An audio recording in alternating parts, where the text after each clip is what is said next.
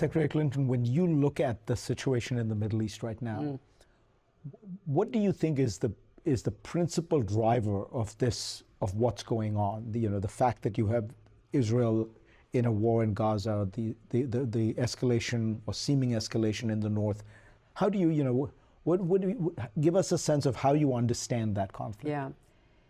Well, it's tragic. The attack last October 7th on Israel was outrageous, and they had a right to defend themselves, as I think anyone who understands what happened would agree. And I've also made it clear that Hamas is a terrorist organization. Israel does have that right to defend itself, but Israel has to abide insofar as possible by the laws of war. And this conflict has been so intractable for several reasons. I think on the one hand, you have Hamas, especially under the continuing leadership of Sinwar, that has not wanted a ceasefire. I've tried to follow this very closely. They have been betting on a larger conflict. They thought they might trigger a larger conflict.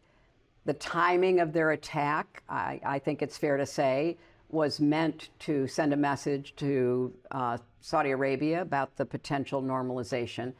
So Hamas is not just continuing the war because they are on their back heel and they are worried about what will happen to them, the Hamas leadership and fighters, but because they are hoping to spark something bigger. And then Israel, which has been waging a ground invasion in large measure because of these tunnels, which I was surprised by. I mean, we knew when I was Secretary of State that you had to keep an eye out for tunnels coming from Egypt that were bringing in contraband goods, even weapons, but 450 miles of tunnel and places that are staging grounds, command and control, obviously hiding places.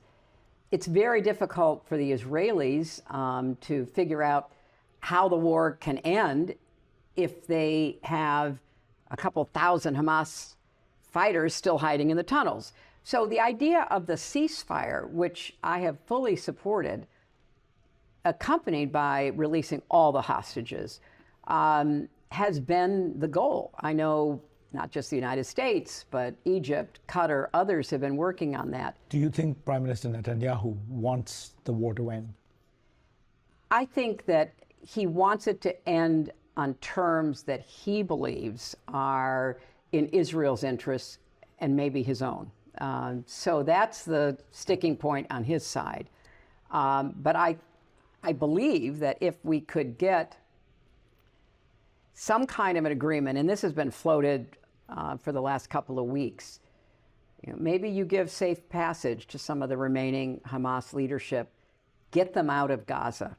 You hate doing that because of who they are and what their ideology is, but if they were to find safe haven, for example, in Iran, so that then you would have a much clearer runway for a new Palestinian leadership in Gaza.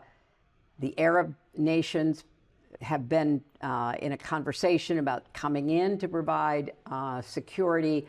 Under those kinds of circumstances, I think, you could reach a deal. But that requires, Sinwar, who seems very focused on martyrdom, if he can't create a larger war or somehow find a way to best the Israelis, it requires him to leave.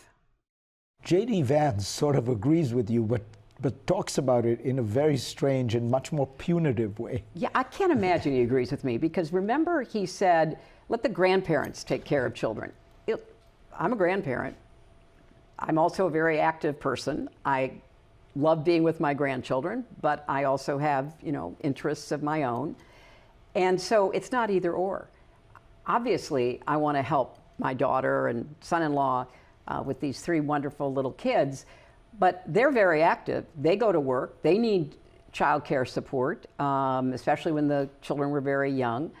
And when Vance talks about, childless women with cats, or talks about grandparents being the child care system in America, it's almost impossible to understand his worldview. Where is he coming from? Where does he get these ideas?